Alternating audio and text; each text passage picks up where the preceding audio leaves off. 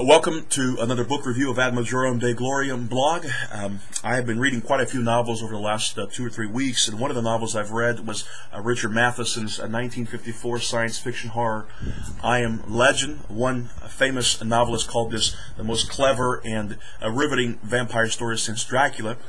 Now, of course, I watched the movie, and I thought it was terrific. I thought it was very intense, and I thought it added an entirely new dimension to this horror genre. But what I also enjoyed about the movie was that it wasn't merely interested in showing infected, living, dead creatures roaming around. It was also very interested in revealing Will Smith's character, Robert Neville, and his love for his dog, his care for his dog, a real desire for companionship. Well, I enjoyed the book very much. I didn't know what to expect from it, but I was deeply impressed with it. The novel is about vampires, which automatically differentiates itself from the movie version. And some of the vampires in the novel are cogent to the point of calling out Robert Neville's name, and other vampires are animal-like. They roam around without any purpose.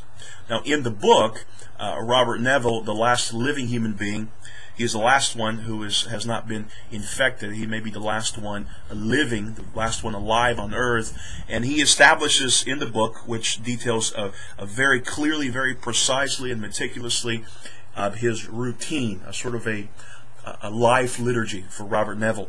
And he does things over and over again, but he gets tired of the sameness of his life, and it is when he tries something different that his life engages all sorts of unique activities and actions. He engages all sorts of people. He engages women. He comes to interact with this particular woman in the book, and that is a very unique relationship in itself that will drive the latter part of the book to its climax. And I thought in the novel itself, there's sort of two unique elements of this story that are powerful illustrations of humanity. And the first one's sort of a very clear one, and the idea of loneliness comes out very clearly in this novel. Now, loneliness is evil. Man was not created to be alone. Man was created to be with other beings, to establish communities and societies and so on.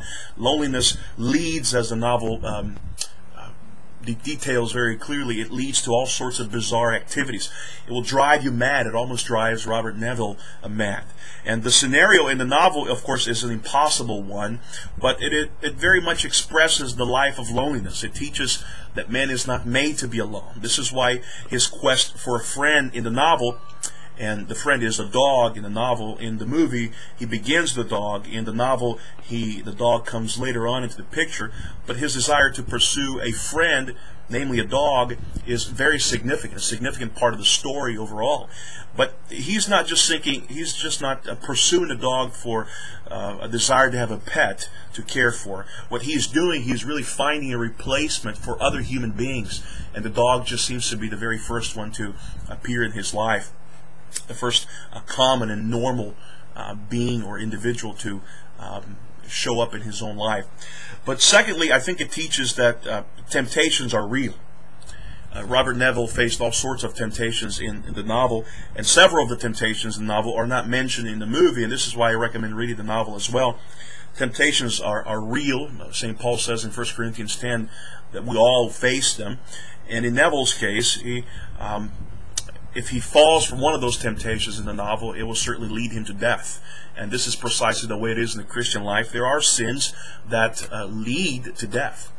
But let me just conclude by making one other observation, one quick thought, and that is that sometimes we tend to think, we tend to be frustrated with liberties that movies take with the novels. And I don't think we should really be frustrated when the movies do such a thing, because movies are recreations of the stories in the novel. And most times they succeed in carefully representing the book, but other times they do not. You see, what they have to do, they need to be concise, and they need to squeeze in large amount of content and details into a 2-hour presentation. And so I encourage you to perhaps watch the movie and then read the novel, or read the novel and watch the movie. Whatever direction you want to take, I encourage you to do both here and to accept some of the differences that exist between the novel and the movie screen version. While the novel was fantastic, And as an added bonus, there are also several other short stories in the book by Richard Matheson, and the novel is I Am Legend. Thank you, and we will see you next time.